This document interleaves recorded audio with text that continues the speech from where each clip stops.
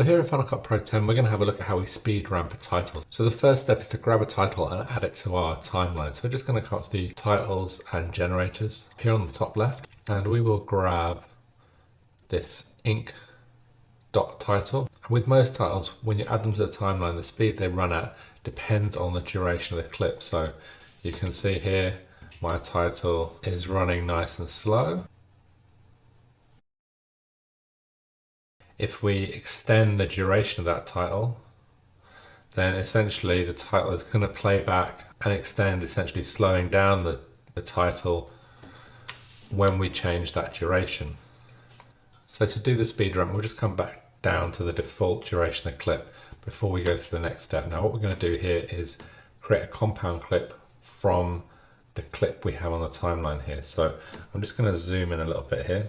So Command and plus. So you can see we have exactly 6 seconds, and we're going to right click on this clip and go to new compound clip. It's going to wrap that title up into a clip. So we'll click OK there. Once we've okayed that, we still have our title on the timeline. Any transparency in different titles we're using will still survive this creation of the compound clip.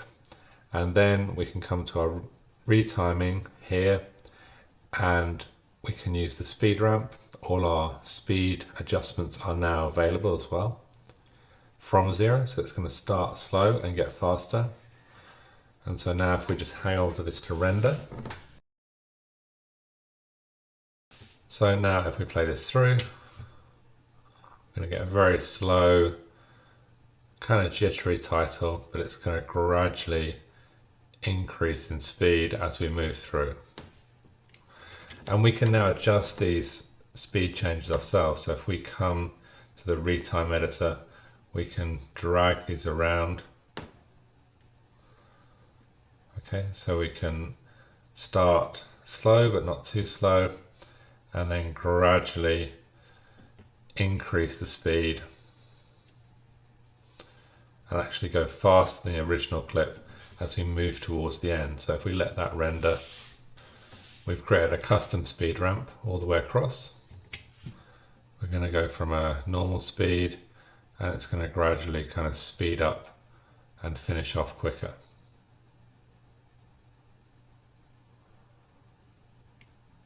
We can also use the range selection tool. So if we come up to our tools here, we'll select range, and if we select a range here, we can adjust the speed of that particular part of the clip specifically. So if I select my speed here, we'll go to fast and we'll change it to 2 times. You can see now going from fast to slow and then back to fast again. So slowing down in the middle.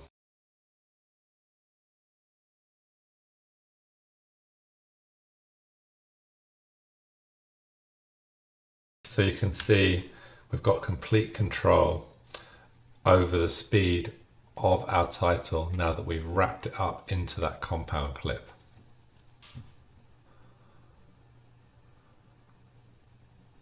So now this particular title, now that I've sped the end up to that much quicker 390%, it's cutting a bit short. So sometimes what I might want to do is actually grab a freeze frame at the end here. So if I come to the last frame of this clip, position my playhead and go to edit, add freeze frame, and it will grab a freeze frame from that compound clip. So sometimes you might want the title to hang just a little bit at the end as well.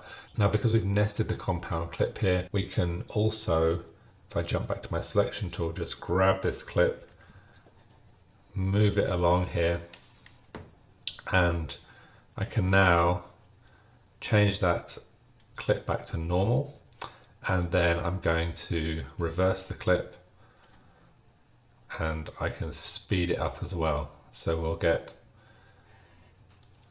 the clip roll out and then rewind. Okay, so by default you can't adjust the speed of clips, but if you nest them in a compound clip, then you can adjust the speed of any title that you add to the timeline, and the same goes for any other clip that you've added. The one thing you want to watch out for is that as you layer and nest these clips, things can start to run very slowly. So I hope that's been useful. Thanks for watching, and I look forward to seeing you on the next tutorial.